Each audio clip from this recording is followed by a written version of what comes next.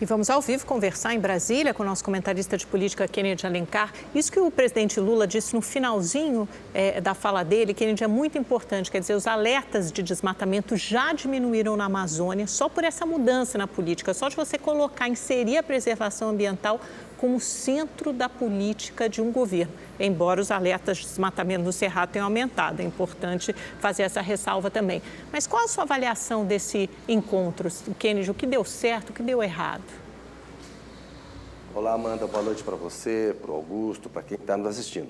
Amanda, a gente pode falar que, de modo geral, a cúpula deu certo, né? Havia 14 anos que esses países não se reuniram. Se reuniram agora e chegaram a um consenso que é muito importante, que é o seguinte: a Amazônia pode ter um ponto de não retorno, um ponto em que a floresta vai desaparecer, a savanização. A gente ouvia cientistas fazerem alertas nesse sentido, uma ONG aqui, uma autoridade, uma ministra como a Marina fazer um alerta. Mas agora a gente tem um diagnóstico de 8 países da Amazônia dizendo o seguinte: existe um ponto de não retorno e a gente tem que tomar as medidas para evitar que isso aconteça.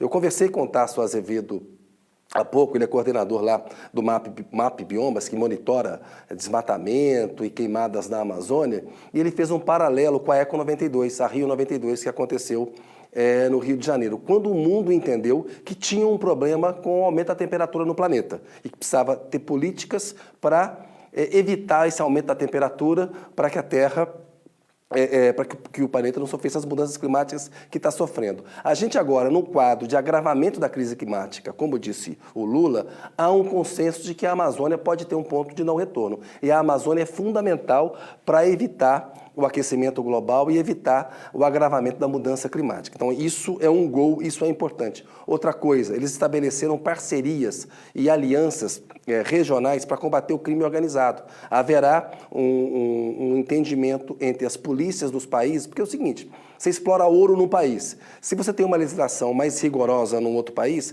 você extrai ilegalmente na Venezuela, por exemplo, e vaza pelo Brasil. Se o Brasil tem uma legislação mais rigorosa, você extrai no Brasil e vaza ilegalmente pela Venezuela ou pela Colômbia. É importante que esses países tenham políticas comuns nesse sentido. Uma coisa que ficou nebulosa é a questão da extração de petróleo na Amazônia. Não tem uma condenação a isso. É uma indústria que está acabando. Em 10, 15 anos, quando o Brasil, por exemplo, começar a explorar petróleo na Amazônia, a gente vai estar num outro momento de transição energética. Isso é meio contraditório com o discurso que o Lula faz em palcos mundiais. E, por último, Amanda e Augusto, ele conseguiu uma aliança para que esses países possam juntos cobrar os 100 bilhões de ajuda que o G7, os ricos, prometeram na cúpula de Copenhague, em 2009. Portanto, de um modo geral, a cúpula é muito positiva porque existiu, chegou a um consenso e está formando uma parceria real. Isso é importante. Você acabou de lembrar, a gente tinha um governo que incentivava garimpo ilegal, desmatamento na Amazônia. Então, adotar políticas públicas, esses 8 países, é fundamental para a gente evitar a destruição da Amazônia. Amanda e Augusto. O nosso planeta, né? Tem que preservar. Obrigado, viu, Kennedy? Boa noite para você.